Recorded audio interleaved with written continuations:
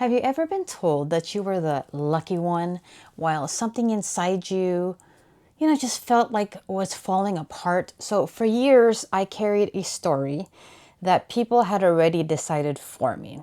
I was the lucky one, the sophomore who somehow caught the attention of the senior from a rivalry school. The girl who had landed the great guy, the one everyone thought that I should feel special. But what happens when that person, everyone tells you is a prize, becomes the person who teaches you that the love and attention are not the same thing? This is one of those chapters that's really hard for me to tell. Not because I don't remember it, but because for a very long time, I didn't know what to call it.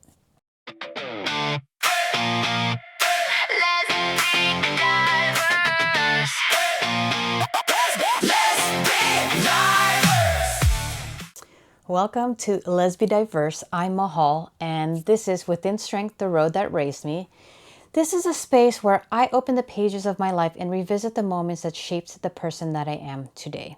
So some chapters are beautiful and some are painful, and some chapters I just spent years really just trying to forget. Within Strength is about those moments, the experiences, the struggles, the heartbreak, the lessons, and the people that helped me shape my identity. It's about looking back at the road I've traveled and understanding that strength isn't something that we are just simply born with. Sometimes strength is something life really forces us to discover. And sometimes the chapters that hurt us the most become the very chapters that teach us who we are. Today, I'm opening one of those chapters. It's a story I've carried for a very long time. It's a story about trust, about innocence, about shame, and ultimately, it's about me finding my voice.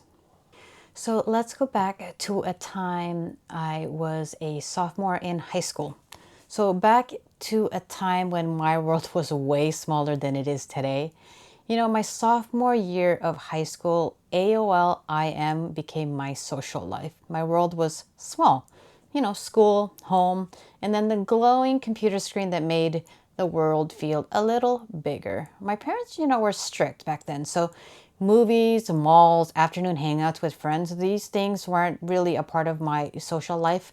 But online, I could talk for hours. I could be funny. I could be curious. I could be brave. I could be someone other than the quiet little girl who was always trying to not just take up too much space. And that's where I met him. He was a senior at a rival school, and somehow, very quickly, he became the center of my attention. We talked about everything. So from like dreams to hobbies, to favorite colors, to favorite foods, all those things deeply intimate when you're young and looking for someone who wants to make you feel seen. So eventually we exchanged pictures. We talked about meeting someday, and eventually we did. He was tall, like around 6'3", like super muscular, with bright red hair, with an Irish background to be proud of. And then there was me, 5 foot nothing, 90 pounds, Filipina, young, still trying to understand who I was, because even then there was a quiet question inside me. I had wondered why I sometimes felt attracted to women, but I didn't have the language for it yet. I had never knowingly met a gay person at that point. So growing up, I understood the mold I was expected to fit into. So I just tried to fit in. When he asked me to be his girlfriend, of course I said yes. Hello, he was a senior. And not long after that, he actually came to my school with a cute little rose. And I just remember feeling chosen. And everyone around me reinforced that feeling. His name already carried like weight at my school. If someone heard that I was dating him, I'd hear things like, "Oh my gosh, you know him?" Or, "Oh my God, he is so great." And I could feel the way people looked at me, like somehow this little sophomore had landed the catch and I was supposed to feel lucky. And for a while I did. For a few months, he'd meet me after school. Sometimes we'd go to a park on the hill and experience that innocent version of just teenage puppy love. And because my parents' rules are strict, we were really limited being together. So school ended around 2:30. I had a small window before I really had to go home. So, he just seemed gentle. He made me laugh. He made me feel protected. And because I was young and trusting, I believed something that so many people learn the hard way, that if someone loved you, they would never hurt you. So one afternoon, he asked me if we could do something different. So instead of going to the park, he wanted to take me to his house. He wanted to show me his collections of Japanese swords and figurines. Because I had been born in Japan, anything that was connected to the Japanese culture, it really just fascinated me. So it was just one of those other connections that I felt like would bring me closer to him, and I would just trust him even more. He would promise he'd bring me back to my car in time. So obviously I got into his car. I didn't think twice. His parents' house was beautiful. He took my hand and led me into his bedroom. One entire wall was filled with swords, figurines, and artifacts. Anime posters covered the walls. For a moment, it felt like I had stepped into a little museum that this teenage boy had with his intense imagination. But I sat beside him on the bed. He had wrapped his arms around me. He told me stories about his collection, and I just liked being held. Back then, being held still felt like safety. We had about an hour before I needed to get back to my car. We talked, we cuddled, we kissed. The house was empty. He told me his parents worked late, and then he asked if we could take our physical relationship further. I was shy, but I trusted him. I believed in the version of him I had created in my mind. The sweet boyfriend, the gentleman, the boy who loved me. So I said yes. Disclaimer, this wasn't my first time going all the way, but I really thought he would be my last. And this is where my memory becomes difficult, because what happened next wasn't love. It wasn't tenderness, and it definitely wasn't consent. I remember trying to slow things down. I remember saying I needed to leave. I remember telling him I didn't want to continue, and I remember realizing that suddenly my words didn't seem to matter. The person who had seemed so gentle only moments before no longer felt safe. I froze.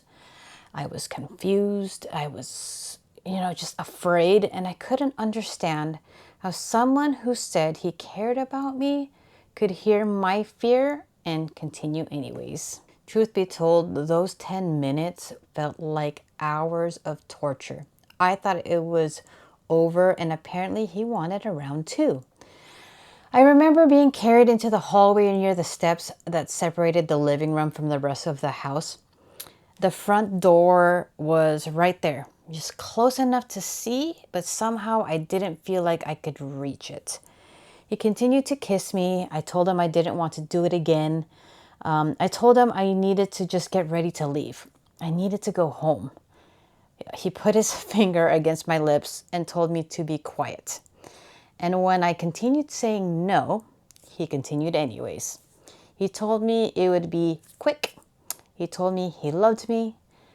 But love doesn't make a no disappear. Love doesn't turn fear into permission. Love doesn't require someone to surrender their body because they're afraid of what will happen if they don't. Those minutes felt like even more hours. And while he was focused on what he wanted, I was focused on one thing, just making it stop. Eventually it did. He helped me fix my clothes, and then he told me that I was the best girlfriend ever, as though nothing had happened, and as though I hadn't been saying no, as though my fear hadn't existed, and somehow that may have been one of the most confusing parts. Because afterwards, he acted completely normal. On the drive back to the park, he held my hand, he opened my door, he hugged me. He said he'd see me tomorrow, like usual. And I remember sitting there thinking, how can he act like everything is normal when nothing feels normal to me. So I drove home in tears. I made it there only minutes before my parents.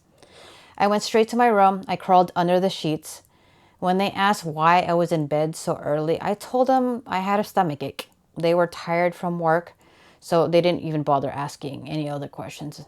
So I was just relieved, but I was also completely alone. The next day, when the final bell rang, I ran to my car. I left before he could find me, and I drove to a place that had always given me comfort. There was a church on a hill. There was this huge cross visible from the highway below. So from the top of that hill, the city looked small against the mountains. And I had gone there before many a times. I'd write letters to God and I'd just leave them near that cross. I'd ask for guidance that day. But that day I really needed more than guidance. I needed someone to tell me I wasn't wrong. I was trying to understand what had happened. I was trying to figure out how to be the good girlfriend, but inside I felt shaken, ashamed, afraid, and just broken. And I didn't have words like coercion or trauma. I didn't understand consent the way I understand it today. I also knew something had been taken from me that I had not willingly given. That evening, I went online like I always do, and I knew he would be waiting for me on AOL IM. He had asked where I had gone after school, and of course I lied. I told him, I had some kind of errand to run for my mom. He had asked if I was mad at him. I said, of course, no. And then I spent hours staring at this screen trying to figure out a way out. Eventually, I told him we couldn't be together anymore, but I didn't tell him the truth. I just couldn't. I instead told him that my parents wouldn't approve because he wasn't Filipino. I told him that our backgrounds were just, totally different. And I told him it was better to just end things before we became like more attached. And, after all, he was going to be in college next year anyway. So it wasn't obviously the real reason, but it was the only reason I felt safe enough to say. He argued, he told me he could prove himself to my parents, that they'd eventually see how great he was, but I knew I couldn't explain. So I repeated myself. It just wouldn't work. Then I turned off the chat before I lost my nerve. The next day, I expected him to come looking for me. He didn't. Instead, the story began to change without me. Within days, Whispered followed me through like the junior and senior halls. I learned that I had been recast as the easy sophomore girl, the girl who had supposedly given him what he wanted and then walked away from a great guy. However, he told the story. He just wanted to protect himself, obviously, and I was just left carrying the shame. Eventually, the rumors faded. People stopped whispering. School went back to normal. At least on the outside. But inside me, nothing was normal. For years, I carried questions I couldn't answer. I would dream about his face. I'd wake up with that same feeling in my chest. And one question would come back over and over again. Why did I feel like the guilty one when I was the one who was hurt? It took me years to understand something I wish I had known then. Consent isn't a single moment that lasts forever. Saying yes once doesn't mean yes forever. Going willingly to someone's house does not mean they have permission to do anything they want. Trust is not consent. Being someone's girlfriend is not consent. And freezing when you're afraid is not consent. Silence is not permission. Fear is not permission, and being young, confused, pressured, or unable to fight back does not make you responsible for someone else's decision to violate your boundaries. For a long time, I had questioned whether I was allowed to call what happened to me what it was. I questioned myself because I had liked him, because I had trusted him, because I had willingly gone with him. Because at one point I said yes, But I understand now my earlier yes did not erase my later no. My trust did not give him ownership of my body. And loving someone or believing that you love someone doesn't obligate you to give them permission for what had happened. What happened affects me physically for a short time, but emotionally, it stayed with me much longer. And perhaps the deepest wound wasn't only what he did, it was the story I began to tell myself afterwards. That maybe I should have known better. Maybe I shouldn't have gone with him. Maybe I just shouldn't have trusted him. Maybe somehow I was responsible. Maybe I was the lucky one who had simply made a bad choice. But I wasn't the guilty one. I was a young girl who trusted someone who said no, a young girl whose boundaries were ignored, and a young girl who deserved to be protected, believed, and cared for. Looking back now, I don't see that sophomore girl as weak. I see her differently. I see her as someone who survived something she didn't yet have the words to understand. And maybe that's what strength really is. Not always fighting, not always knowing what to say. Sometimes strength is simply surviving the moment, and just finding your voice years later. This chapter of my life is called The Lucky One because everyone else thought I was lucky, but I know now I wasn't lucky because a popular boy chose me.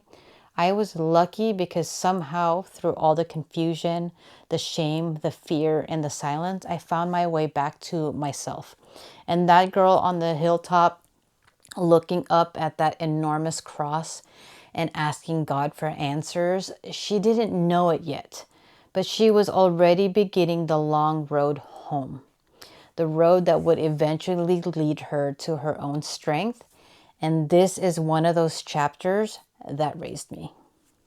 Before we close this chapter, I want to say something directly to you.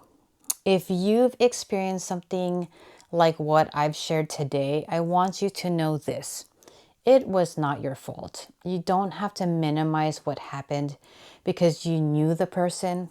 You don't have to question yourself because you once trusted that person. And you definitely don't have to carry shame for someone else's actions. Sometimes the hardest part of healing isn't remembering what happened, it's finally believing in yourself. If you're struggling with something you've experienced, whether it happened recently or years ago, you deserve support. You deserve to be heard, and you deserve a safe place to begin healing. If you're in emotional distress or feel like you may be in crisis, you can call or text 988 in the United States to reach the 988 Suicide and Crisis Lifeline. You don't have to wait until things become unbearable to ask for help. And if you're watching this and thinking, I thought I was the only one, you're definitely not.